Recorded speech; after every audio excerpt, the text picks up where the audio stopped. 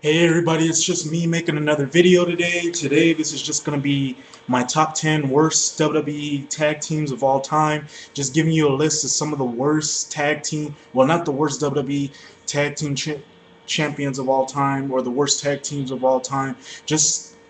Not just the worst tag teams of all time from any promotion. I just thought I'd give you the worst of the worst and just explaining why they're the worst tag teams of all time. But before I get this is sort of a video talking about tag teams before my Wrestling Forgotten Gems video, which will be sometime tomorrow, where I talk about the tag team the tag team titles, the WWE tag team titles. Since this Sunday, we're gonna find out whether what the WWE has, what kind of plans the WWE has for those tag team titles, and then the tag team teams and the tag team. So we'll see with that. So this is really just a video getting you ready for the Wrestling Forgotten Gems, and then kind of getting you ready for Night of Champions, which is gonna be this Sunday. Well, I already did my predictions, but getting you ready for the tag team title match that everybody seems to be talking about, because everybody's just curious as to who Chris Jericho's mystery partner is going to be, and what kind of outcome, and how this outcome of what's going to happen, how that's going to affect the tag team division and the tag team titles. So yeah, let me get started with this video.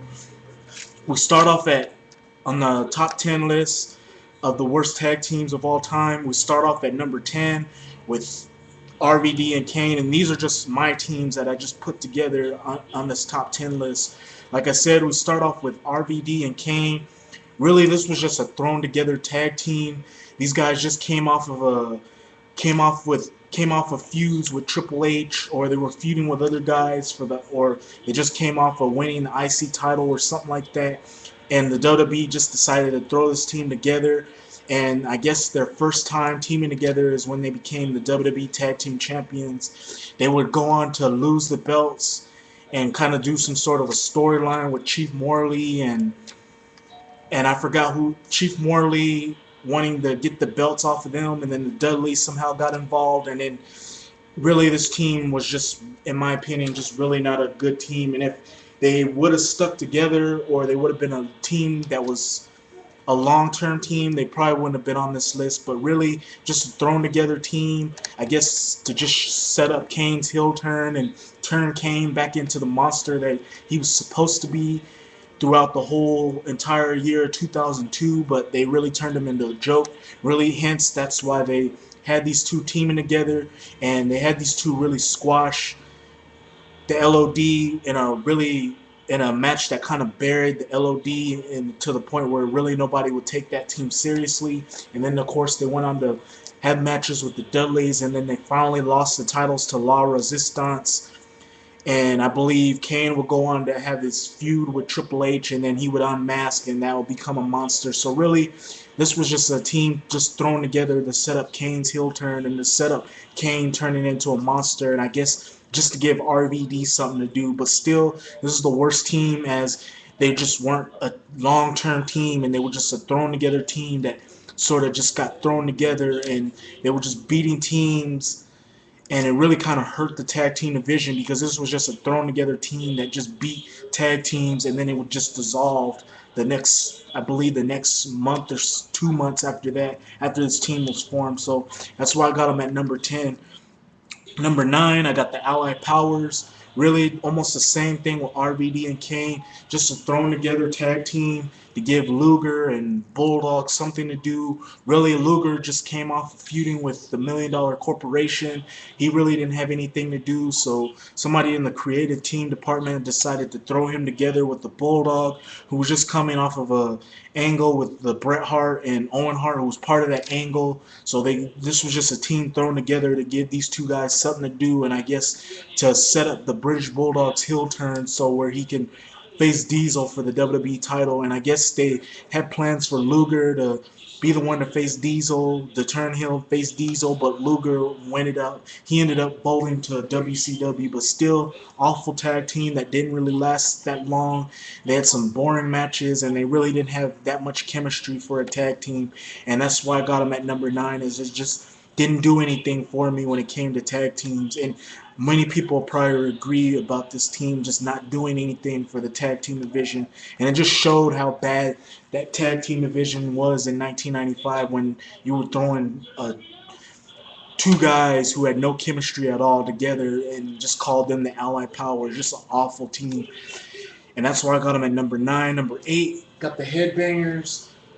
Really, I was never sold on this team. This team really didn't do anything for me. Really, they did have some high aerial moves, but really they didn't do anything in matches, or they didn't do anything to get any reaction from the crowd. And I just feel that they were just not a really good tag team, and that's pretty much why I got them at number 8. Is they were just not a good tag team.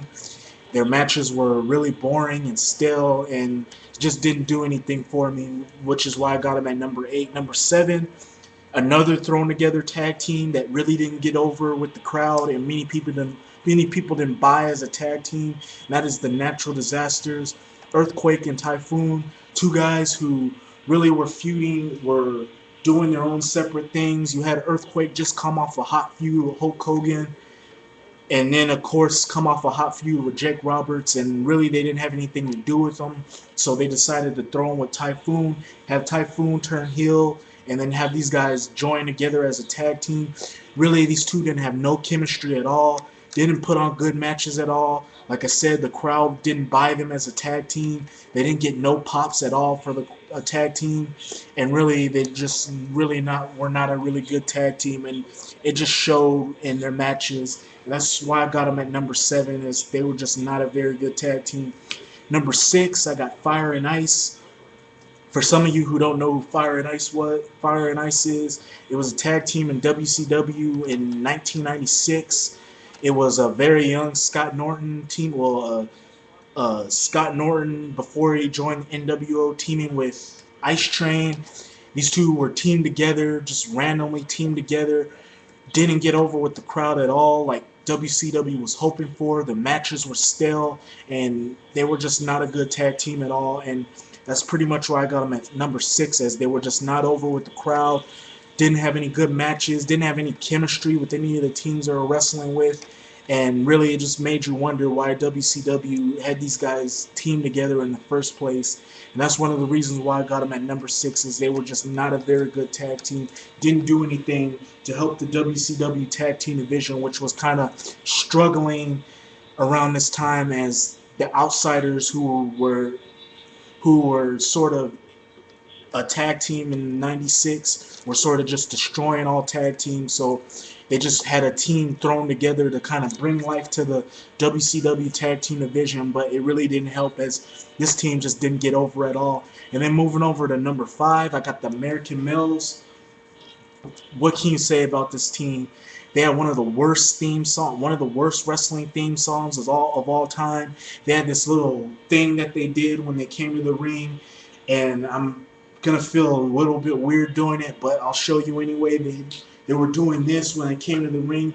I thought that was one of the gayest things I ever seen a wrestler do, but they did it, I guess, to get over with the crowd. Their matches were just so bland, although they had to have matches with Harlem Heat just for people to get into their matches, and really they just didn't have any chemistry at all as a tag team, and they just looked like just gay strippers to me. They just looked like two gay strippers just wrestling in the ring, and that's what the American Males were. And that's one of the reasons why I got them at number 5, is they were just a disgrace to tag teams, and their music was just a disgrace to wrestling. And this was, like I said, it was one of the worst wrestling theme songs that I ever heard, and that's why I got them at number 5. Number 4, I got the Dicks, probably one of the worst wrestling tag teams of all time. And I'm just going to stick with that because I don't want to even go into explanation. Number 3, got the Bashams. Just an awful tag team. Boring, bland tag team. Didn't get over with the crowd. Had boring offense and botched a lot of moves. Just terrible. Then number 2, I got Men on a Mission. Really a bland tag team. They got over with the crowd, but people didn't seem to get into their matches, as they were just not a very good tag team at all, and really didn't do anything for you to get in their matches. And then number 1, I got the Spirit Squad. Boring, bland tag team. really just not over with the crowd, and the crowd wanted to see this team get